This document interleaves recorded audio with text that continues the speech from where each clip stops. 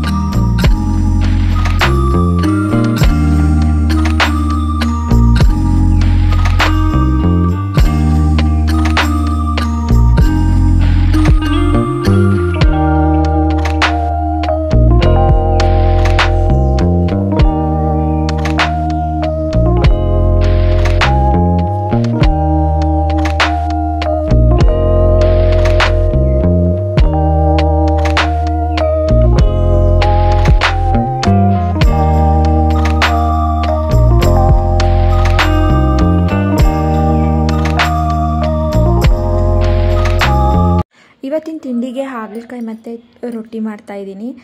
ರೊಟ್ಟಿ ಮಾಡೋ ಅವಶ್ಯಕತೆ ಇರಲಿಲ್ಲ, ಏನಾದರೂ ದೋಸೆನೋ ಏನಾದರೂ ಮಾಡೋಣ ಅಂದ್ಕೊಂಡಿದ್ದೆ. ನಮ್ಮನೆಯವರು ರೊಟ್ಟಿ ಮಾಡು, ಹಾಗಲಕಾಯಿ ತಗೊಬಂದಿದ್ರ, ಹಾಗಾಗಿ ರೊಟ್ಟಿ ಮಾಡು ಅಂತ ಹೇಳಿದ್ರು. ರೊಟ್ಟಿ ಜೊತೆಗೆ ಹಾಗಲಕಾಯಿ ಪಲ್ಯ ತುಂಬ ಚೆನ್ನಾಗಿರುತ್ತೆ. ಈ ಕ್ಯಾಪ್ಸಿಕಮ್ ಮತ್ತು ಬಟಾಣಿ ಯೂಸ್ ಮಾಡಿಕೊಂಡು ಹಾಗಲಕಾಯಿಯಲ್ಲಿ ಪಲ್ಯ ಮಾಡ್ತಿದ್ದೀನಿ. ತುಂಬ ಚೆನ್ನಾಗಿ ಬರುತ್ತೆ, ಒಮ್ಮೆ ಟ್ರೈ ಮಾಡಿ. ಈಸಿಯಾಗಿ ಮಾಡ್ಕೊಬೋದು. ಈರುಳ್ಳಿ, ಕರಿಬೇವು, ಮೆಣಸಿನ್ಕಾಯಿ ಹಾಕಿದ್ದೀನಿ. ಅದು ಸ್ವಲ್ಪ ಕಲರ್ ಬಂದಮೇಲೆ ಹಚ್ಕೊಂಡಿರೋ ಹಾಗಲಕಾಯಿ ಹಾಕೋದು. ತುಂಬ ಈಸಿಯಾಗಿ ಮಾಡ್ಕೊಬೋದು. ಬೇಗ ಕ್ವಿಕ್ಕಾಗಿ ಆಗಬೇಕು ಅಂದರೆ ಈ ಥರ ರೆಸಿಪಿ ಟ್ರೈ ಮಾಡಿ ಒಮ್ಮೆ. ನೀವೇ ಹೇಳ್ತೀರಾ ತುಂಬ ಚೆನ್ನಾಗಿತ್ತು ಅಂತ. ಆದರೆ ಕಹಿ ಕೂಡ ಇರಲ್ಲ, ಮಕ್ಕಳು ಕೂಡ ತಿಂತಾರೆ. ಹಾಗಲಕಾಯಿ ಪಲ್ಯನ ತುಂಬ ವೆರೈಟಿಯಾಗಿ ಮಾಡ್ಬೋದು. ನಾವು ಮಾಡ್ಕೊಂಡು ತಿನ್ನಲ್ಲ ಅಷ್ಟೇ ಕಹಿ ಅಂತ ಹೇಳಿ. ಇವಾಗ ಟೊಮೊಟೊ ಹಾಕ್ತಾಯಿದ್ದೀನಿ. ಒಂದು 4 ಟೊಮೊಟೊನ ಸಣ್ಣದಾಗಿ ಕಟ್ ಮಾಡ್ಕೊಂಡು ಹಾಕ್ತಾಯಿದ್ದೀನಿ.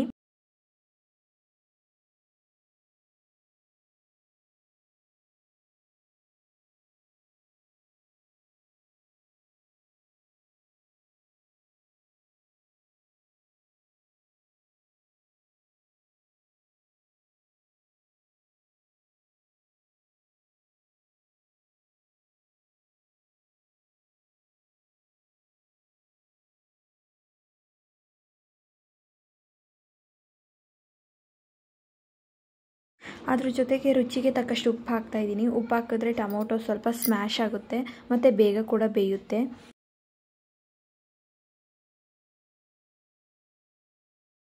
ಇವಾಗ ಖಾರಕ್ಕೆ ಎಷ್ಟು ಬೇಕೋ ಅಷ್ಟು ಚಿಲ್ಲಿ ಪೌಡರು ಮತ್ತು ಧನಿಯಾ ಪೌಡರ್ ಹಾಕ್ತಾಯಿದ್ದೀನಿ. 2 ಕೂಡ ಹಾಫ್ ಟೇಬಲ್ ಸ್ಪೂನ್ ಹಾಕಿದ್ದೀನಿ. ಅಂದರೆ ಧನಿಯಾ ಪೌಡರು ಮತ್ತು ಚಿಲ್ಲಿ ಪೌಡರು 2 ಮಿಕ್ಸ್ ಮಾಡಿರೋದು 1 ಸ್ಪೂನ್ ಹಾಕಿದ್ದೀನಿ. ಇದು ಒಂದು ಸ್ವಲ್ಪ ಘಾಟ್ ಸ್ಮೆಲ್ ಹೋಗೋ ತನಕ ಫ್ರೈ ಮಾಡ್ಕೊಳ್ಳೋಣ. ಫ್ರೈ ಮಾಡ್ಕೊಂಡಿದ್ದಾದಮೇಲೆ ಹಾಗಲಕಾಯಿ ಹಾಕಿ ಬಾಡಿಸ್ಕೊಬೇಕು. ಹಾಗಲಕಾಯಿ, ಕ್ಯಾಪ್ಸಿಕಮ್ಮು ಮತ್ತು ಬಟಾಣಿ ಹಾಕಿ ಬಾಡಿಸ್ಕೊಬೇಕಷ್ಟೇ. ನಾನು ವಿಡಿಯೋ ಆನ್ ಮಾಡಿದ್ದೀನಿ ಅಂತ ಗೊತ್ತಾಗದೆ ಹಾಗೆ ಸ್ಕಿಪ್ ಆಗಿದೆ ವಿಡಿಯೋ ಅಷ್ಟೇ. ಒಗ್ಗರಣೆಗೆ ಹಾಕಿದ್ದಾದಮೇಲೆ ಅದಕ್ಕೆ ಕ್ಯಾಪ್ಸಿಕಮ್ಮು, ಬಟಾಣಿ, ಹಾಗಲಕಾಯಿ 3 ಕೂಡ ಆ್ಯಡ್ ಮಾಡೋದಷ್ಟೇ. ಆ್ಯಡ್ ಮಾಡಿ ಒಂದು 10 ನಿಮಿಷ ಹಾಗೆ ಬೇಯಿಸ್ಕೊಂಡಿದ್ದಾದಮೇಲೆ ಒಂದು ಅರ್ಧ ಲೋಟ ನೀರು ಹಾಕಿ ಸ್ವಲ್ಪ ಕಾಯಿ ತುರಿ ಹಾಕಿ ವಿಷಲ್ ಕೂಗಿಸ್ಕೊ. 1 ಟೇಬಲ್ ಸ್ಪೂನ್ ಅಷ್ಟು ಬೆಲ್ಲ ಹಾಕಿ ವಿಷಲ್ ಹಾಕ್ಸೋದಷ್ಟೇ. 2 ವಿಷಲ್ ಹಾಕಿಸಿದ್ರೆ ಸಾಕಾಗುತ್ತೆ. ಈಸಿಯಾಗಿ ಮಾಡ್ಕೊಬೋದು. ಏನಿಲ್ಲ ಅಂದರೂ ಒಂದು ಹಾಫ್ ಆನ್ ಅವರ್ ಅಷ್ಟರೊಳಗೆ ಆಗುತ್ತೆ. ರೊಟ್ಟಿ ಚಪಾತಿಗೆಲ್ಲ ಒಳ್ಳೆ ಕಾಂಬಿನೇಷನು. ಟ್ರೈ ಮಾಡ್ತೀರಾ ಅಂದ್ಕೊತೀನಿ. ರೊಟ್ಟಿ ಎಲ್ಲ ತಿನ್ನಿಸಿದ್ದಾದಮೇಲೆ ಪಾಪುಗೆ ಮಧ್ಯಾಹ್ನಕ್ಕೆ ಮೊಳಕೆ ಹುರುಳಿಕಾಳು ಉಪ್ಪು ಸಾಂಬಾರು, ಪಾಲಕ್ ಹಾಕಿ ಉಪ್ಪು ಸಾಂಬಾರು ಮಾಡ್ಕೊಳ್ಳೋಣ ಅಂತ ರೆಡಿ ಮಾಡ್ಕೊತಾ ಇದ್ದೆ.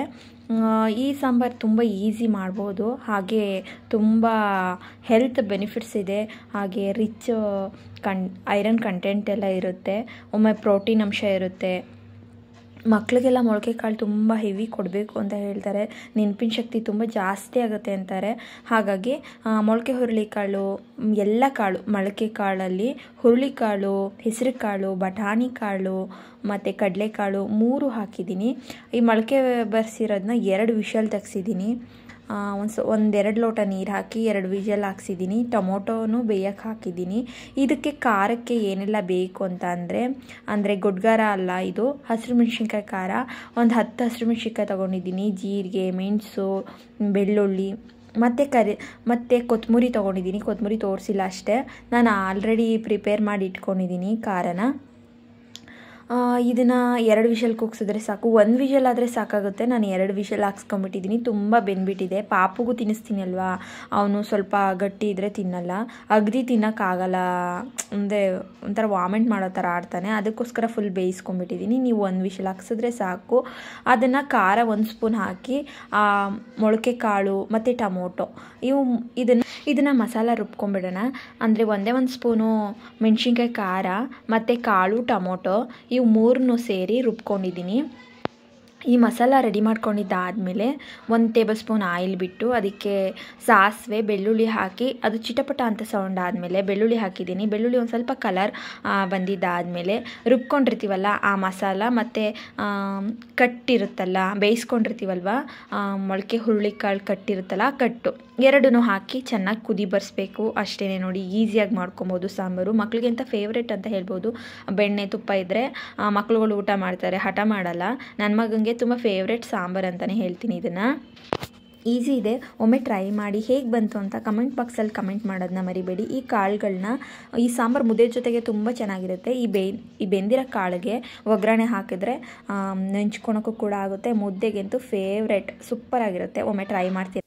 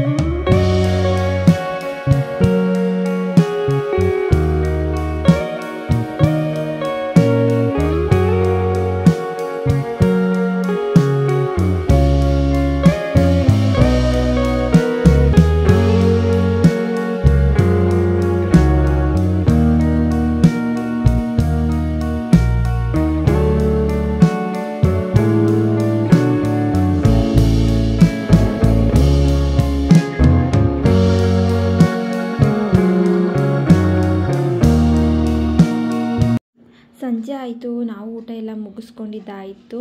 ಮಧ್ಯಾಹ್ನದ ಊಟ ಮುಗಿಸಿ ಮನೆ ಕಸ ಎಲ್ಲ ಗುಡಿಸಿ ಮತ್ತೆ ಬಾಗಿಲೆಲ್ಲ ಒರೆಸಿ ದೇವರಿಗೆ ದೀಪ ಹಚ್ಕೊಂಡು ಪಾಪುಗೂ ಕೂಡ ಮಲಗಿದ್ದ ಅಲ್ವಾ, ಅವನಿಗೂ ಕೂಡ ಮೈಗೆ ಸ್ನಾನ ಮಾಡಿಸಿ ನಾನು ಕೂಡ ಸ್ನಾನ ಮಾಡಿ ಎರಡೆರಡು ಸರಿ ಸ್ನಾನ ಮಾಡೋ ಅವಶ್ಯಕತೆ ಇಲ್ಲ. ಮತ್ತು ಮಲಗಿರ್ತೀವಲ್ವ, ಬೆಡ್ ಮೇಲೆಲ್ಲ ಮಲ್ಕೊಂಡ್ರೆ ಮಾಡಬೇಕು ಅಂತ ಹೇಳ್ತಾರೆ. ನನಗೂ ಗೊತ್ತಿಲ್ಲ ಸರಿಯಾಗಿ. ನಾನು ಒಬ್ರನ್ನ ಕೇಳಿದೆ, ಮಲ್ಕೊಂಡ್ರೆ ಮಾಡಬೇಕು ಅಂತ ಹೇಳಿದ್ರು. ನಾನು ಅದಕ್ಕೆ ಒಂದು ಸ್ವಲ್ಪ ಹೊತ್ತು ಮಧ್ಯಾಹ್ನ ಮಲ್ಕೊಂಡಿದ್ವಿ. ಹಾಗಾಗಿ ಮತ್ತೆ ಸ್ನಾನ ಮಾಡಿಕೊಂಡು ರೆಡಿಯಾಗಿ ಹೋದೆ. ಯಾಕೋ ಗೊತ್ತಿಲ್ಲ, ಸ್ವಲ್ಪ ಗ್ಯಾಸ್ಟ್ರಿಕ್ ಥರ ಆಗ್ತಾನೇ ಇದೆ ಇತ್ತೀಚೆಗೆ. ನಾನು ಸ್ವಲ್ಪ ಮೆಂತ್ಯದ ಕಾಳು ನೀರು ಕುಡಿದು ಹಾಗೆಯೇ ಹೊರಟ್ವಿ. ಅವರು ಕೂಡ ಆಫೀಸಿಂದ ಬಂದರು, ಪೂಜೆಗೆ ಹೋಗೋಣ ಅಂತ. ಯಾವಾಗಲೂ ಮಂಗಳವಾರ ಶುಕ್ರವಾರ ಇವರೆಲ್ಲ ಬಂದು ವಿಷ್ಣು ಸಹಸ್ರನಾಮ, ಲಲಿತಾ ಸಹಸ್ರನಾಮ ಮತ್ತು ಇನ್ನೂ ಯಾವುದ್ಯಾವುದೋ ಶ್ಲೋಕಗಳು ಹೇಳಿದ್ರು. ಆ ಶ್ಲೋಕ ಎಲ್ಲ ಹೇಳ್ತಾರಂತೆ. ಒಂಥರ ಕಮ್ಯುನಿಟಿ ಸಂಘ ಥರ. ನನಗೆ ತುಂಬ ಖುಷಿಯಾಯಿತು. ಪಾಪ ವಯಸ್ಸಾದ್ರೂ ಎಷ್ಟು ಓದೋದೆಲ್ಲ ಇದೆ ಮತ್ತು ಎಷ್ಟು ಚೆನ್ನಾಗಿ ಹೇಳ್ತಾಯಿದ್ರು ಅಂದರೆ ರೆಕಾರ್ಡ್ ಮಾಡಿದ್ದೀನಿ. ನಾನು ಮ್ಯೂಟ್ ಮಾಡಿಬಿಟ್ಟೆ. ಮ್ಯೂಟ್ ಮಾಡಬಾರ್ದಿತ್ತು ಅನಿಸ್ತು. ಆಮೇಲೆ ಚೆನ್ನಾಗಿ ಹೇಳ್ತಾಯಿದ್ರು. ಹಾಗೆ ಪೂಜೆ ಮಾಡಿದ್ರು. ನಾನು ಕೂಡ ಪೂಜೆ ಮಾಡಿಸ್ದೆ ಮನೆಗೆ. ಇದು ಬಾಡಿಗೆ ಮನೆಯವರು ಇರೋರು. ದೇವಸ್ಥಾನದಲ್ಲಿ ಯಾವುದಾದ್ರೂ ಹರಕೆ ಮಾಡ್ಕೊಂಡಿದ್ರೆ ಮದುವೆ ತಡ ಆಗ್ತಿದೆ ಮತ್ತು ಮನೇಲಿ ತುಂಬ ನೆಮ್ಮದಿ ಇಲ್ಲ ಅನ್ನೋರು, ಮತ್ತು ಏನೋ ಒಂದು ನೆಗೆಟಿವ್ ಎನರ್ಜಿ ಇದೆ ಮನೇಲಿ, ಏನಾದರೂ ಮಾಡಿಸ್ಬೇಕು, ದೇವಸ್ಥಾನಕ್ಕೆ ಹೋಗಬೇಕು ಅನ್ನೋರು ಈ ಪೂಜೆನ ಮಾಡಿಸಿದ್ರೆ ತುಂಬ ಒಳ್ಳೆಯದಂತೆ. ಅದು 5 ಭಾಗಗಳಲ್ಲೂ ಹೇಳಿದ್ದಾರೆ. ಸತ್ಯನಾರಾಯಣ ಸ್ವಾಮಿ ಕತೆ ಕೇಳಿದ್ರೆ ನಿಮಗೆ ಅರ್ಥ ಆಗುತ್ತೆ ಅಂತ ಹೇಳ್ಬೋದು. ತುಂಬ ಚೆನ್ನಾಗಿ ಹೇಳ್ತಾರೆ. ಸತ್ಯನಾರಾಯಣ ಸ್ವಾಮಿ ಯಾವ್ಯಾವ ಥರ ಪವಾಡಗಳಾಗುತ್ತೆ ಮತ್ತು ಏನೆಲ್ಲ ಪೂಜೆ ಮಾಡಿದ್ರೆ ಒಳ್ಳೆಯದಾಗುತ್ತೆ, ಒಳಿತಾಗುತ್ತೆ ಅಂತ ಹೇಳ್ತಾರೆ. ತುಂಬ ಚೆನ್ನಾಗಿ ಎಲ್ಲರೂ ಕೂಡ ಮಾಡಿಸ್ತಾರೆ. ಹೊಸ ಮನೆಗೆ ಹೋಗೋರಂತೂ ಸತ್ಯನಾರಾಯಣ ಪೂಜೆ ಮಾಡಿಸ್ತಾರೆ. ಗಣಪತಿ ಹೋಮ, ಸತ್ಯನಾರಾಯಣ ಪೂಜೆ ಇಲ್ಲದೆ ಯಾವ ಹೊಸ ಮನೆಗೂ ಹೋಗೋದೇ ಇಲ್ಲ. ಅಂದರೆ ಬಾಡಿಗೆ ಮನೇಲಿ ಇರೋರಿಗೆ ಇದೆಲ್ಲ ಮಾಡ್ಸೋಕ್ಕಾಗಲ್ಲ ಅನ್ನೋದೊಂದು ಫೀಲ್ ಇರುತ್ತೆ. ಅವರಿಗೆ ಈ ಥರ ದೇವಸ್ಥಾನಗಳಲ್ಲಿ ಹುಣ್ಣಿಮೆ ಮತ್ತು ಯಾವುದಾದ್ರೂ ಒಂದು ಶುಭ ದಿನಗಳಲ್ಲಿ ಮಾಡಿಸ್ತಾರೆ. ಈ ಸತ್ಯನಾರಾಯಣ ಪೂಜೆನ ಒಮ್ಮೆ ಮಾಡಿದ್ರೆ 4 ಸರಿ ಮಾಡಲೇಬೇಕಂತೆ. 4 ವರ್ಷದಲ್ಲಿ ಒಂದೊಂದು ಸರಿ ಮಾಡ್ಸೋಕ್ಕೆ ಆರಾಮಾಗಿ ಮಾಡಿಸ್ಬೋದು. ದೇವಸ್ಥಾನಗಳಲ್ಲಿ ಮಾಡಿಸ್ಬಹುದು, ಆದರೆ ಕಡಿಮೆ ಖರ್ಚಲ್ಲಿ ತುಂಬ ಒಳ್ಳೆಯದಂತೆ. ಮನೇಲಿ ಮಾಡಿದ್ರೆ ಎಷ್ಟು ಪುಣ್ಯ ಸಿಗುತ್ತೋ ಹಾಗೆ ದೇವಸ್ಥಾನದಲ್ಲಿ ಮಾಡಿದ್ರು ಅಷ್ಟೇ ಪುಣ್ಯ ಸಿಗುತ್ತೆ. ಮತ್ತು ಕೇಳಿದ್ರು ಅಷ್ಟೇ, ಮಾಡ್ಸೋಕ್ಕಾಗಿಲ್ಲ ಅಂತಂದರೆ ಕತೆ ಕೇಳಿದ್ರು ಕೂಡ ಅಷ್ಟೇ ಪುಣ್ಯ ಪ್ರಾಪ್ತಿ ಆಗುತ್ತೆ ಅಂತ ಕಥೆಲೇ ಕೂಡ ಹೇಳಿದ್ದಾರೆ. ಥರನೇ ಯಾರೆಲ್ಲ ಬಾಡಿಗೆ ಮನೇಲಿದ್ದೀವಿ, ನಮಗೂ ಸತ್ಯನಾರಾಯಣ ಪೂಜೆ ಮಾಡಿಸ್ಬೇಕು ಅನ್ನೋ ಆಸೆ ಇರುತ್ತೆ, ಅವರು ದೇವಸ್ಥಾನದಲ್ಲಿ ಮಾಡಿಸಿ ಅಷ್ಟೇ ಪುಣ್ಯ ಸಿಗುತ್ತೆ. ಎಲ್ಲಿ ಮಾಡಿಸಿದ್ರೆ ಏನಂತೆ, ದೇವ್ರ ಸ್ಮರಣೆ ಮಾಡೋದಷ್ಟೇ ಅಲ್ವಾ, ಮಾಡಿಸಿ ಒಳ್ಳೆಯದಾಗುತ್ತೆ. ಇವತ್ತಿನ ವ್ಲಾಗ್ ನಿಮ್ಮೆಲ್ಲರಿಗೂ ಇಷ್ಟ ಆಗಿದೆ ಅಂತ ಭಾವಿಸ್ತಾ ನೆಕ್ಸ್ಟ್ ಇನ್ನೊಂದು ಒಳ್ಳೆ ವಿಡಿಯೋ ಜೊತೆ ಬರ್ತೀನಿ. ಅಲ್ಲಿವರೆಗೂ ನನ್ನ ಚಾನಲ್ಗೆ ಹೀಗೆ ಸಪೋರ್ಟ್ ಮಾಡ್ತಾಯಿರಿ.